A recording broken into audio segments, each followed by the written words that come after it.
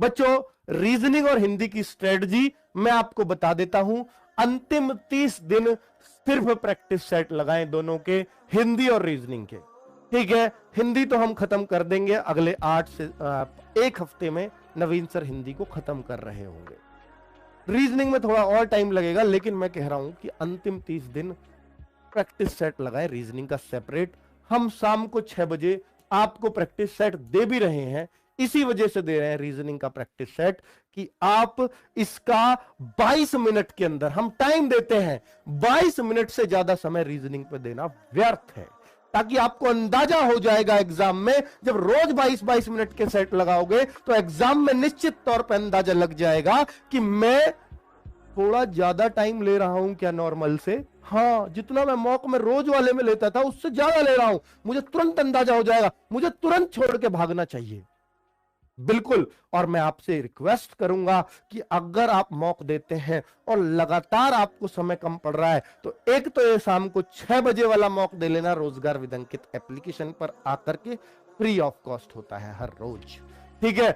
दूसरा एक काम करना कि अगर आपका मॉक में फिर भी टाइम की पूर्ति नहीं पड़ती, तो आप ये क्रम बनाना मॉक में, सबसे पहले रीजनिंग करना, उसके बाद हिंदी करना, उसके बाद जीएस करना और लास्ट में मैथ्स करना।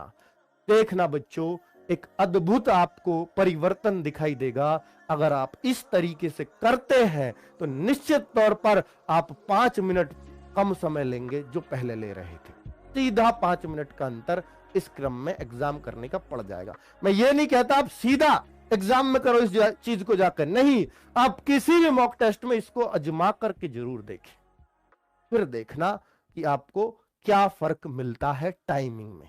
ठीक है। दूसरा, 1 दिसंबर से हम लोग, क्योंकि हिंदी में ना बच्चों क्या करते हैं हिंदी में बच्चे कि सर पढ़ लिया, बहुत पढ़ लिया, लेकिन इसमें कुछ पढ़ने वाली हिंदी नहीं है, सिर्फ रटने वाली हिंदी है।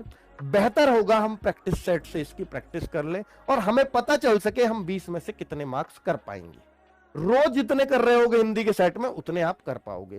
तो 1 दिसंबर से शाम 6 बजे हर रोज आपको हिंदी का प्रैक्टिस सेट भी मिलने वाला है। और मैं कह रहा हूं कि 1 दिसंबर के बाद हिंदी में कुछ और मत करना, कुछ भी चाहे मत पढ़ना, बस प्रैक्टिस सेट कर लेना काफी रहेगा। ये भी फ्री ऑफ कॉस्ट आपको चलने वाला है। जीएस हम नहीं चलाएंगे प्रैक्टिस सेट में, क्योंकि वो बिल्कुल अनिश्चितताओं का खेल है, उसको देने का या ना देने का कोई अर्थ नहीं है। आगे बात करते हैं। कोर्स को अगले 15 दिन में हर हाल में आपको खत्म करना होगा, इन दोनों के, रीजनिंग और हिंदी के।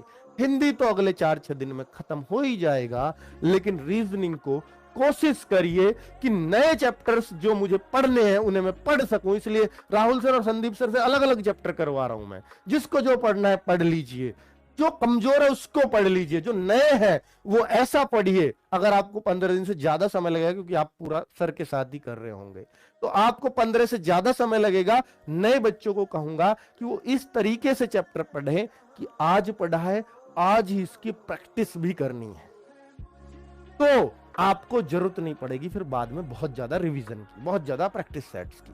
तो आप साथ साथ चैप्टर से उसे निपटाते रहें। फिर आपका 15 दिन की जगह अगर अगले 30 दिन में भी खत्म होता है तो कोई दिक्कत नहीं, बाद में 10 दिन 15 दिन प्रैक्टिस सेट कर लेना, काफी रहेगा। आगे बात करता हूं। शाम 6 बजे रीजनिंग का प्रैक्टिस सेट करना बहुत जरूरी है इस टाइम के अंदर, तभी आप पूरे पेपर पर घूम पाओगे।